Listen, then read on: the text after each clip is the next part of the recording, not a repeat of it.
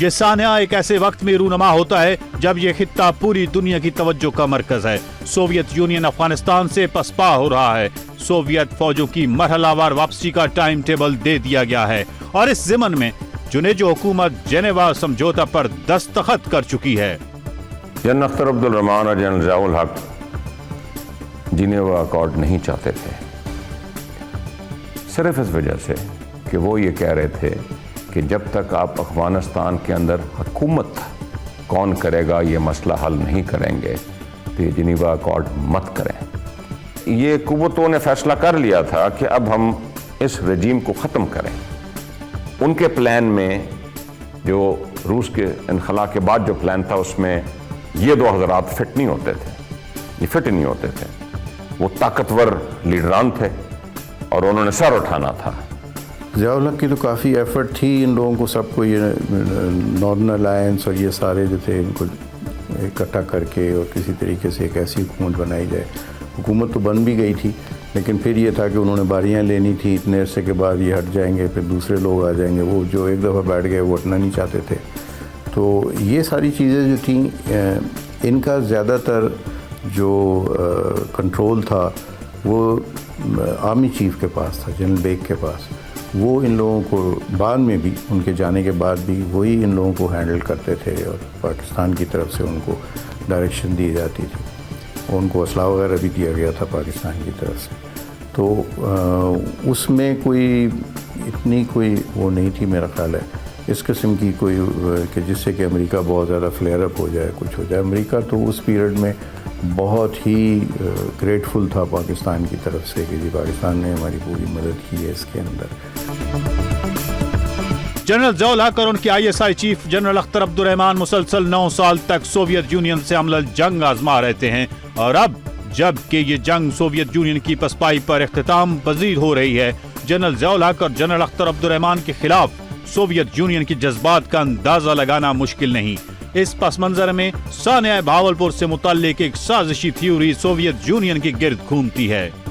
جو کچھ ضیاء الحق صاحب نے اس وقت کی سوویت یونین کے ساتھ کیا تھا وہ کوئی چھوٹی بات نہیں تھی۔ ایک اتنی بڑی پاور کو جو کہ سپر پاور تھی اس وقت کی، انہوں نے ایک طریقے سے بالکل ان کے گھٹنے ٹکوا دیے تھے۔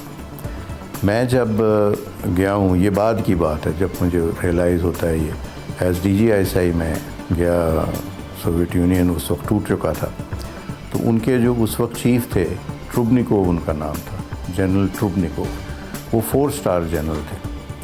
تو انہوں نے کہا کہ ہم وہ بھول نہیں سکتے جو ہمارے ساتھ پاکستان اور ISI نے کیا، اور ہمیں بہت بڑا دھکا لگا، جھٹکا لگا اس وقت، اور اس کا بدلہ ہم ضرور لیں گے۔ ابھی تک وہ یہی کہتا رہا۔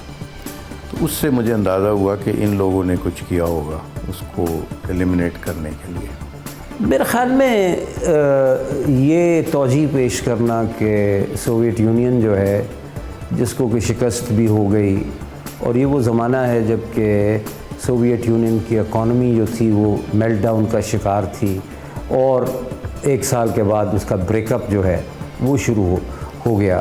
اس کی اتنی حیثیت اور اتنی قوت جو ہے وہ موجود نہیں تھی کہ وہ انٹرنیشنل لیول کی کنسپریسیز جو ہیں ان کو وہ جاری رکھے۔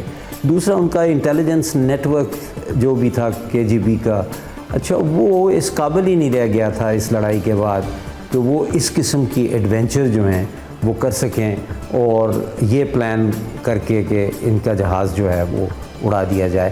میرا اپنا خیال ہے کہ اگر سوویت یونین کے اس زمانے کی آپ پولیٹیکل، اکنامک اور ملٹری کانٹیکسٹ میں ایویلیویٹ کریں سوویت یونین کو، تو یہ بات کرنے کا آس نہیں لگتی ہے۔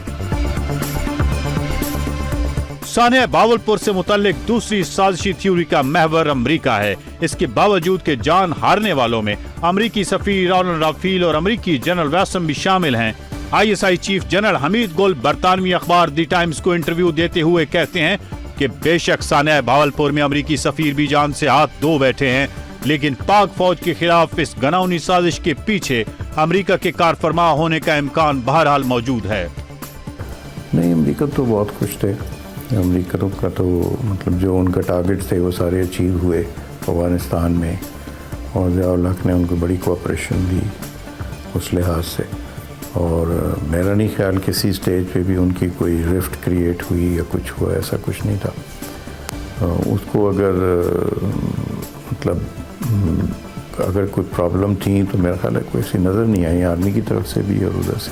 پہلے یہ کوشش کی گئی کہ ان کو ہٹایا جائے، او ڈی ڈی کیمپ کا بلاسٹ ہوا، اس کے بعد اس میں انوالو کرنے کی کوشش کی گئی، ضیاء الحق صاحب کو، اختر عبد الرحمان کو، پہلے ایک کو توڑنے کی، اور ہمارے سیاستدان پھر ان ٹریپس میں گرے، اور جب وہ سازش ناکام ہوئی تو اگلی سازش پھر یہ جہاز والی آئی کہ جی اب ان شخصیات کو دیکھیں نا، وہ کتنی مضبوط شخصیات تھیں جن کو شہید کرنا پڑا۔ اگر سانحہ بھاولپور کے پیچھے واقعتاً کوئی عالمی سازش کار فرما ہے جیسا کہ عام طور پر خیال کیا جاتا ہے، تو سوال یہ اٹھتا ہے کہ اس عالمی سازش کو پاکستان کے اندر سے بھی پشت پناہی حاصل ہے یا نہیں۔ بظاہر یہ بات بعید از قیاس معلوم ہوتی ہے کہ اتنی بڑی سازش کا پاکستان کے اندر سرے سے کوئی لنک ہی نہ ہو۔ مجھے تو نہیں نظر آتا، کیونکہ اس میں ایسے کوئی لوگ نہیں تھے جو کہ فوج میں کوئی بہت ان پاپولر ہوں، اور ضیاء الحق صاحب کا بھی وہ نہیں تھا فوج میں ان پاپولیرٹی جیسے کہ جنرل پرویز مشرف کی تھی۔ پرویز مشرف پہ بھی تو اٹیک ہوا نا، فوجیوں نے کیے۔ دو چیزیں، آرمی بطور انسٹیٹیوشن میں سمجھتا ہوں کہ اپنے ان افسران سے ان کا لگاؤ تھا، وہ لیڈر تھے اس وقت کے آرمی کے، لیکن کچھ شخصیات اس وقت کی جی ضرور شامل تھیں، اس میں کوئی شک نہیں۔